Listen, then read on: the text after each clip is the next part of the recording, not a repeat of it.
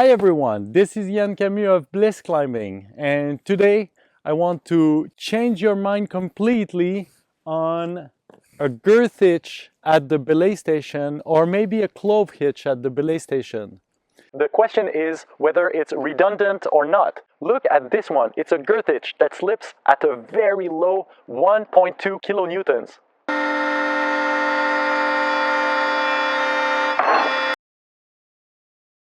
Now, do I have your attention? If you have not seen that method, then you should probably look into it. But if you have, and maybe you're using it, look at that. So the method that we see the most over the internet and probably the most used is the girth hitch in a 60 centimeter Soon sling. So I just attached it to two locking carabiners like this, and then I lock them. And then I take a master point locking carabiner that I girth hitch, so I pass both strings here in the carabiner. I pass the carabiner inside the loop that I created and I pull.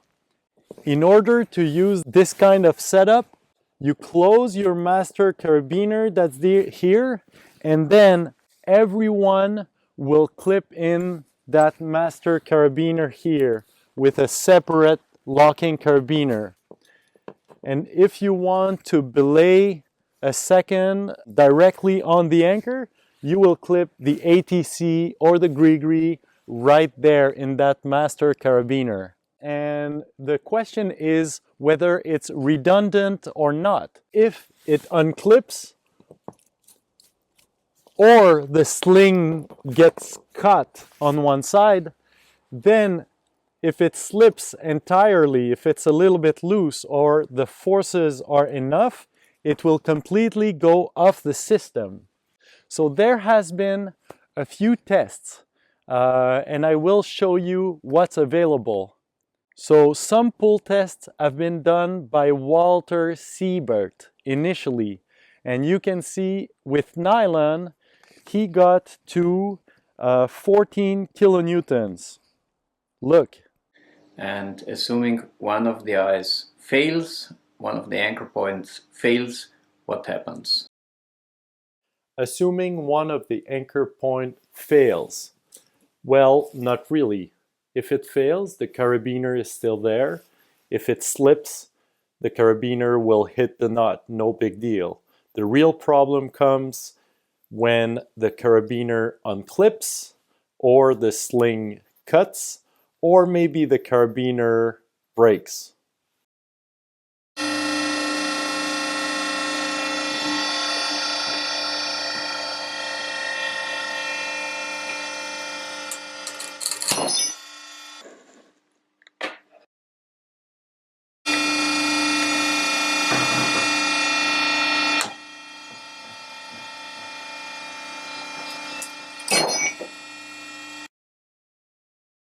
And then he did a very short test with an extremely slow pull with a Dyneema sling. He got 12 kilonewton.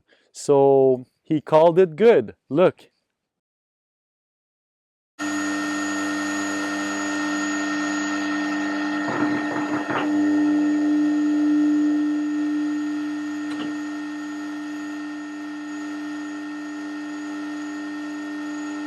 So we have here 3.2 kilonewton.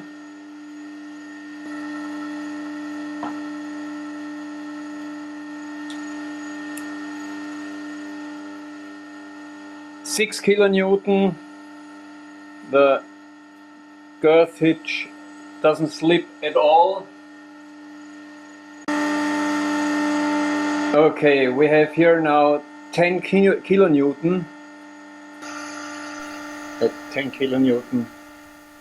In that test, I suspect that if the sling was cut, it would go through, but because of the small loop, it doesn't.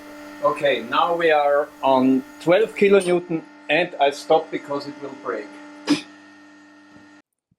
And so now all the guides, they use that technique. You can see it in Orthovox videos. Look at this extract.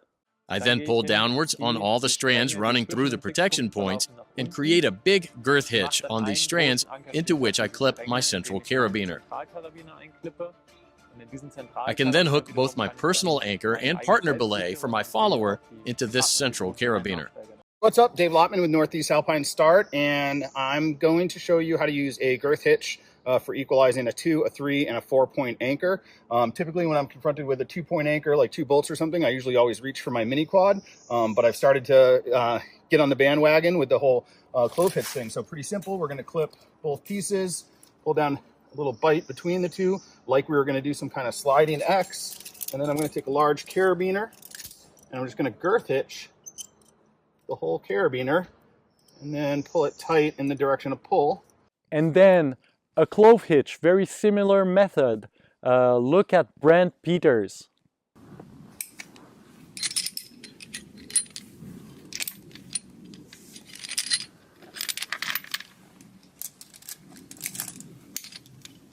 So you know, Brent Peters converted to the girth hitch as of today. But then let's look at Ryan Jenks that did a pull test that triggered my attention. All right, pull it, Bobby.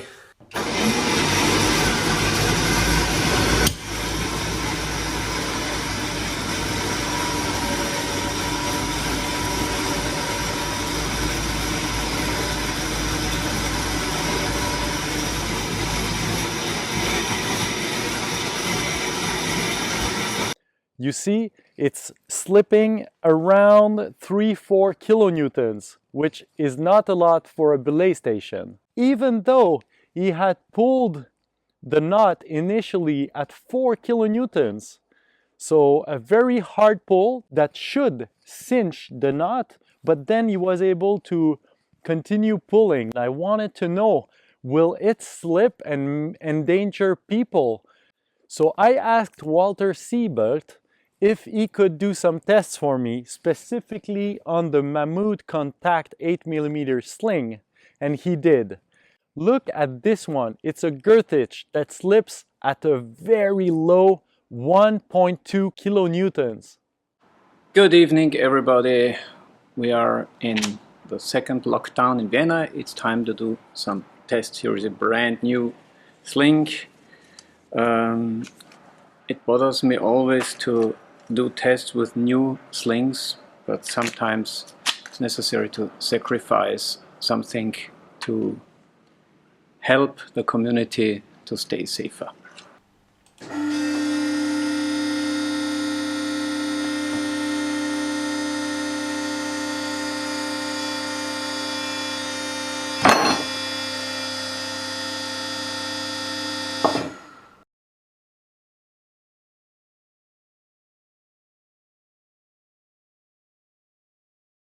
And he did another one that pulled around 4.4 kilonewtons. Look.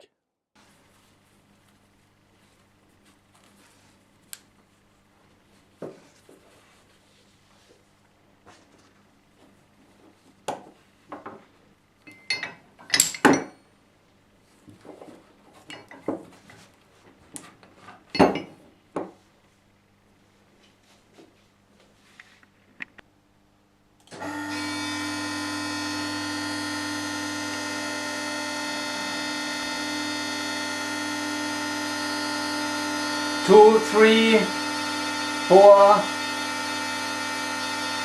4, 3, 2.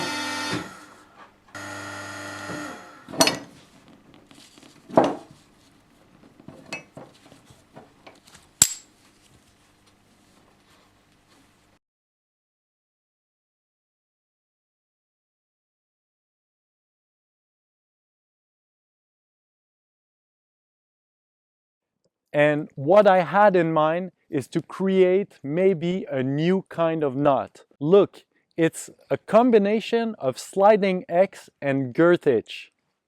I call it the Girth-X. So like normal, both sides are clipped, but now I do a sliding X like this. I make sure the stitching is up, and inside the sliding X, I do a girth hitch, like this. And now it looks very similar, but it pulls very differently inside the nut.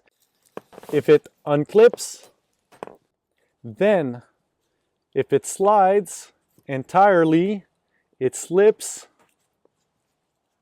like this, but it remains in the system. It's still tight because it's the principle of the sliding X. Much better. And same thing between the clove hitch. The master carabiner will completely come off, or the Clove-X, where the master carabiner will stay in the system. And so Walter Siebert tested that for me, and he got 8 kilonewtons instead of the 1 or 4 kilonewtons without the sliding X. So look at this.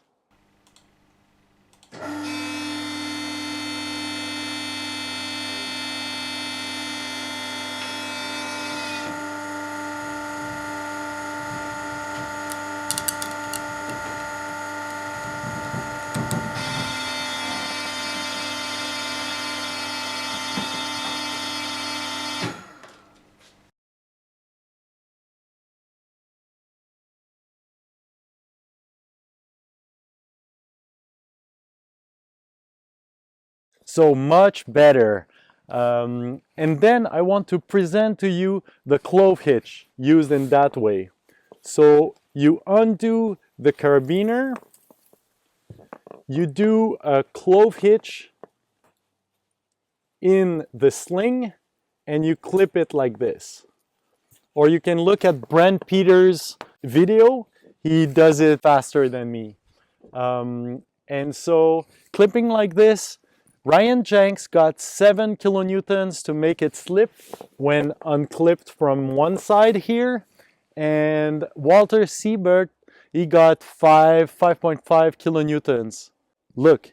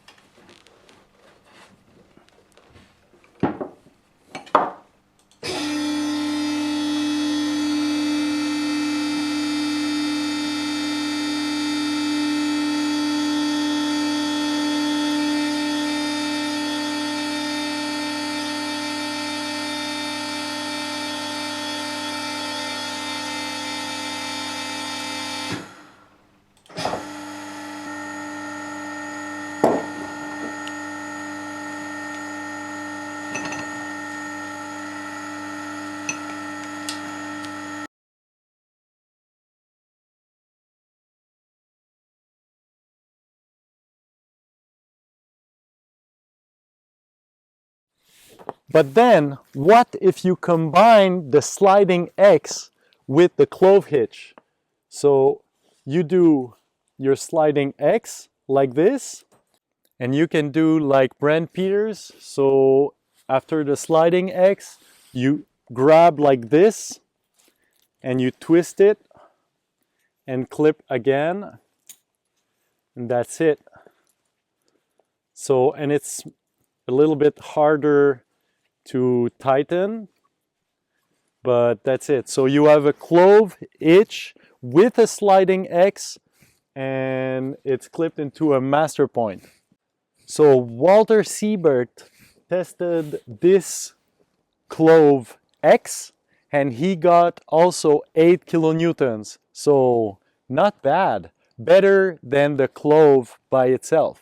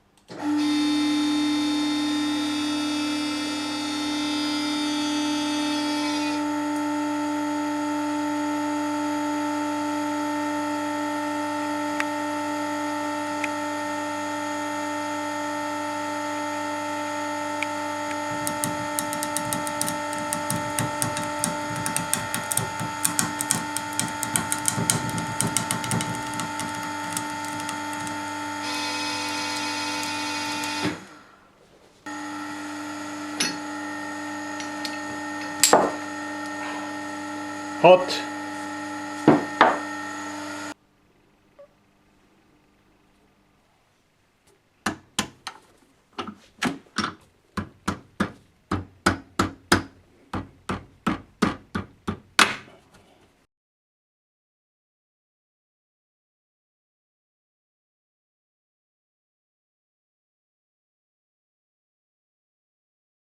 Walter also did some dynamic tests, and those tests you will see he drops incredible weight like 100 kilos and a factor 2 falls. Actually, you see in that video that it's a chain that is the extension, and there's only 10 centimeter of sling, so the factor is more like 10. So it's so much energy that in every test the nut slides completely and the sling fails. Either it breaks or it releases completely. But what I did is, because he has so many readings of the force that this nut slips at, I just checked the curve of the forces in time. And so the Girth-X slipped around 2 kilonewtons. Look at the test and the graph.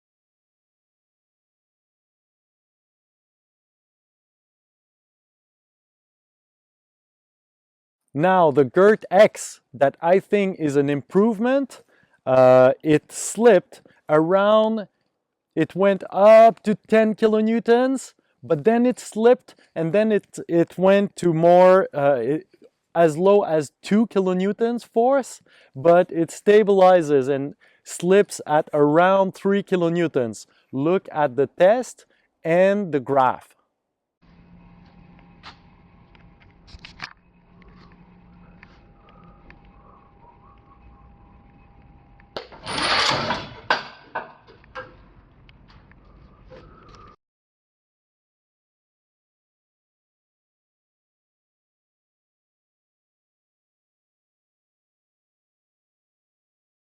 In this graph, you can see the energy absorbed against time for the Girth-X and Girth-Hitch.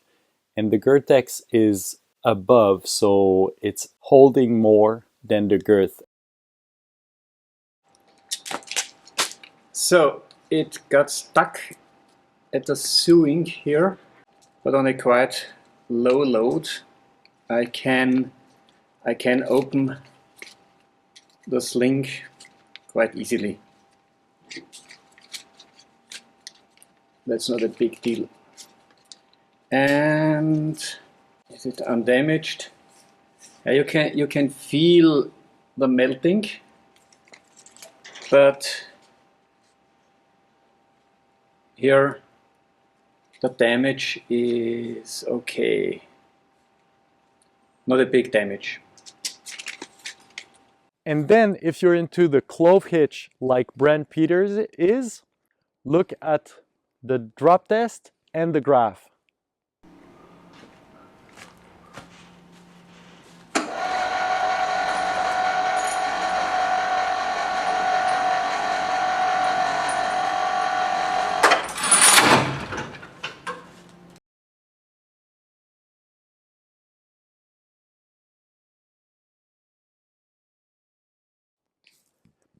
And finally, the Clove-X with the test and the graph.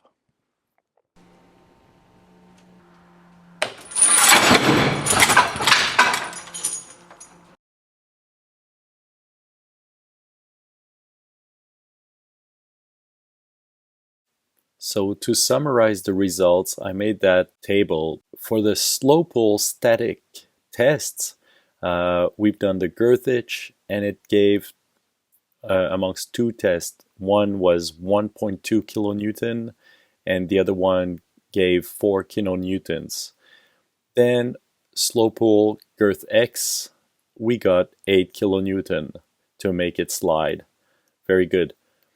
Then the slow pull with the Clove hitch was surprisingly high, 5 kilonewton, but with the Clove-X we got 8 kilonewtons. The star means that there was damage to the sling. It became really hot and you could see melting nylon, and so that's not something you'd like to see, but the sling was still holding something. It wasn't destroyed or cut.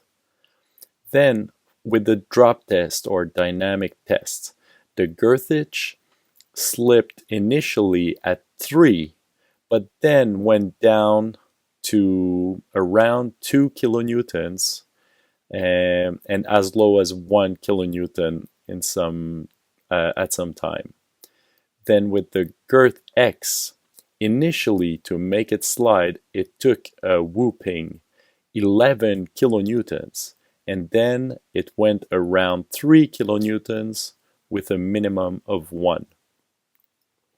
The Clove hitch, it took 5 kilonewtons to make it slide, and then it settled around 3, and as low as 1 kilonewton made it slip.